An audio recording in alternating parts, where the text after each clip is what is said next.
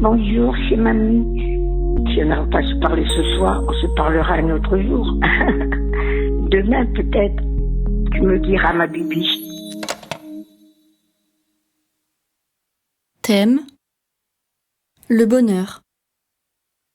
Lieu : Grande-Synthe. Dans cette commune des Hauts-de-France, des milliers de personnes vivent dans la boue, dans le froid, dans la misère, mais aussi dans l'espoir de rejoindre l'Angleterre. Ignorées par l'État, elles survivent dans des campements détruits régulièrement par les autorités. Ici, des objets anodins peuvent avoir une utilité précieuse.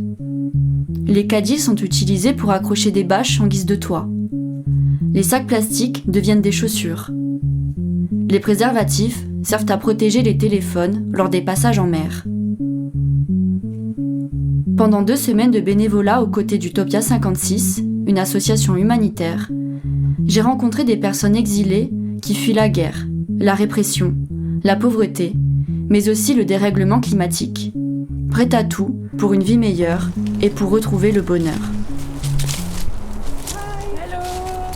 Can we come in? Alors, déjà, on marche dans la gadoue, alors qu'il a plu hier et qu'il va repleuvoir. Les conditions de vie ont l'air assez compliquées. On est à côté du point de distribution. Il y a des déchets un peu partout. Il y a cette tente. On n'est pas rentré pour aller parler aux gens parce qu'il n'y avait personne et on ne rentre pas dans un lieu de vie quand il n'y a personne. Mais en tout cas, ça a l'air d'être un lieu de vie assez installé où on n'est jamais allé avant.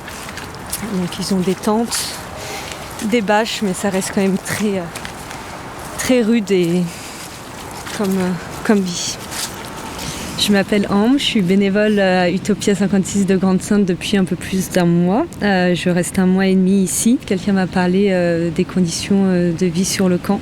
Et comme j'avais un petit peu de temps devant moi et c'est une cause qui me tient à cœur, je me suis dit que j'allais venir. J'étais censée rester 1 mois et finalement ça m'a beaucoup touchée. Donc j'ai décidé de rester plus longtemps et je pense revenir aussi bientôt.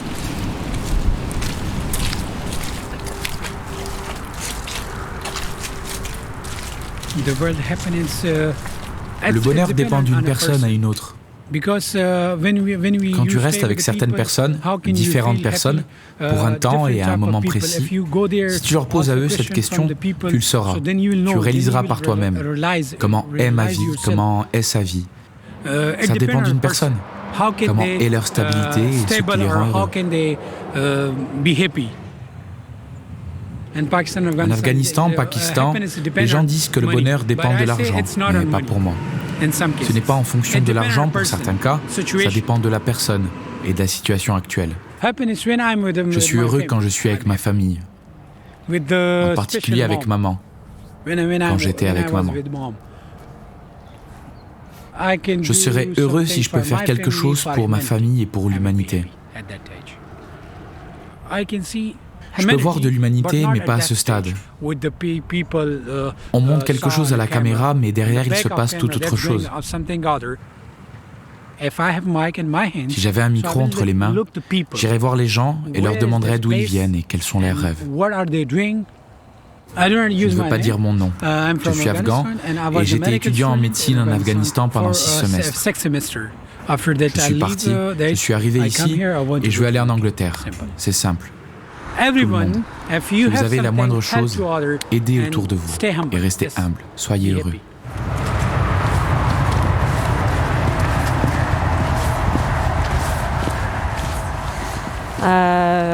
C'est des gens qui ont dû quitter leur pays, qui sont là, l'État fait rien, il ne prend pas en charge ces personnes-là qui sont vraiment en détresse et du coup il y a beaucoup de gens qui vont tenter d'aller au UK et qui vont risquer leur vie.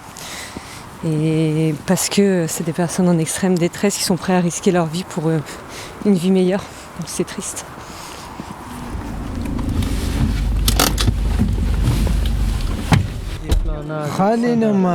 J'ai de nombreux soucis. Le climat est particulièrement froid, il fait trop froid. Et je vis dans la boue. La vie est vraiment difficile, tout est compliqué ici. Je m'appelle Zabiullah, je suis originaire de Kaboul en Afghanistan. J'étais chauffeur routier. La paix intérieure. La paix intérieure est pour moi synonyme de bonheur. Lorsque, par exemple, je sais pas, je ressens un sentiment de satisfaction et que mon esprit est calme, dénué d'anxiété. Je me souviens de mon arrivée en Europe. J'ai ressenti un sentiment de bonheur et c'est resté un rêve. Je pensais à ce que ma vie allait devenir, ça me rendait heureux. Si j'arrive en Angleterre et que j'obtiens un titre de séjour, j'aurai une belle vie. Cette situation me rendra heureux et je pourrai résoudre les problèmes de ma famille. J'ai également le souhait de fermer complètement cet endroit ou alors d'ouvrir la route aux migrants et de continuer à les aider. Ces désirs, ils sont pour moi, mais surtout pour les autres. Comment se passe votre vie ? Que faites-vous ? Pourquoi vous retrouvez-vous ici ? Et que voulez-vous faire à l'avenir ? C'est les seules questions que je poserai. En Europe, lors du dépôt d'une demande d'asile ou du franchissement d'une frontière, les empreintes digitales sont relevées et enregistrées dans la base de données Eurodac. Elle est utilisée par tous les membres de l'espace Schengen dans le cadre du règlement Dublin. Ce règlement de l'Union européenne impose qu'une demande d'asile soit déposée dans l'État jugé responsable de l'accueil de la personne. Le choix de cet État repose sur plusieurs critères. Le plus courant est celui du premier pays d'entrée dans l'espace Schengen. Par exemple, si une personne souhaite déposer une demande d'asile en France, mais que ses empreintes figurent déjà dans la base Eurodac d'un autre pays, elle pourrait être placée en procédure Dublin et expulsée vers ce pays, où l'asile et des conditions de vie saines ne sont pas garanties. Un terme a été trouvé pour désigner ces personnes, les Dublinés. C'est bon ? Je m'appelle Jawid Safi et je suis originaire de la ville de Kapisa, en Afghanistan. Je suis arrivé en France il y a 2 ans et demi. J'ai dû passer la procédure de Dublin. Ça a pris 7 mois. Après avoir passé la date limite, j'ai eu un entretien.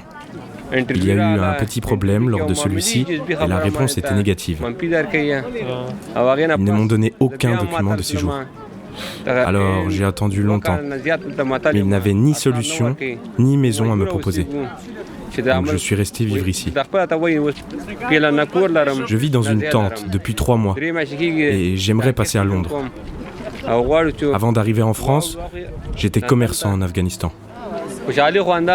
J'ai essayé de passer à Londres plusieurs fois, mais je n'y suis pas arrivé et pour moi, c'est là que je serai heureux. J'ai 4 enfants, mais ils ne sont pas ici. Ma famille est seule et errante en Afghanistan. J'ai hâte de passer à Londres, d'obtenir mes documents de séjour et de réunir ma famille.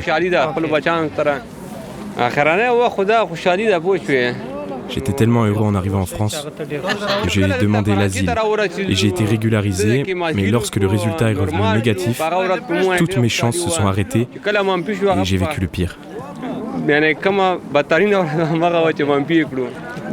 Le gouvernement français ne donne pas de titre de séjour. S'il m'en donnait un, je serais heureux.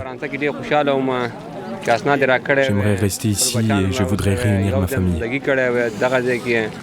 Mais maintenant, mon bonheur réside dans le fait d'aller au Royaume-Uni, d'obtenir un titre de séjour et réunir ma famille et d'avoir une belle vie là-bas. J'avais l'habitude de poser des questions et de trouver des solutions aux problèmes auxquels j'étais confronté. Mais le climat froid a rendu les difficultés encore plus importantes. J'interrogerai chacun sur ses propres problèmes. Oh wow, c'est bien. En fait, nous, on vient ici, on voit que des conditions de vie horribles, mais ça, c'est mignon. Mais attends, mais du coup, je comprends. Mais par contre, le décalage entre la base nautique et le camp qui est juste à côté, je trouve ça chaud. Ouais, du coup, je bug trop sur la scène. No, you could have P6. No? I can give you our number if you want. And you can call us if you have C'est un peu paradoxal ce que je veux dire, mais on a eu beaucoup de moments de tristesse et de colère, mais aussi des moments de joie et de bonheur. Il y avait une personne qui a essayé d'aller en Angleterre et son frère ne la retrouvait plus. Et on a réussi à retrouver du coup cette jeune avec son frère et on les a remis en lien. Et ça, c'était vraiment un beau moment de bonheur de les voir se retrouver après tant d'angoisse. Ça m'a fait beaucoup de bien.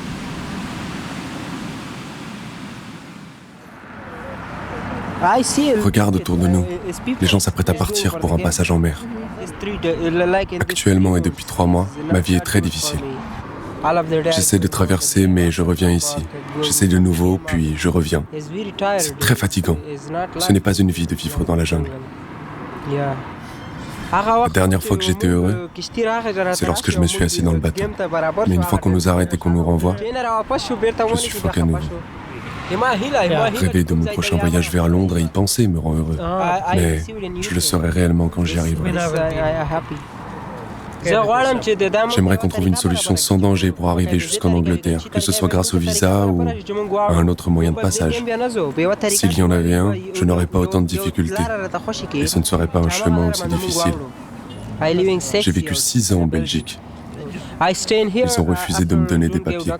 J'ai décidé de venir ici car on ne me donne aucune solution. Et on voulait me renvoyer en Belgique. Les empreintes s'y trouvent. C'est un gros problème pour moi. Mon nom est Wade.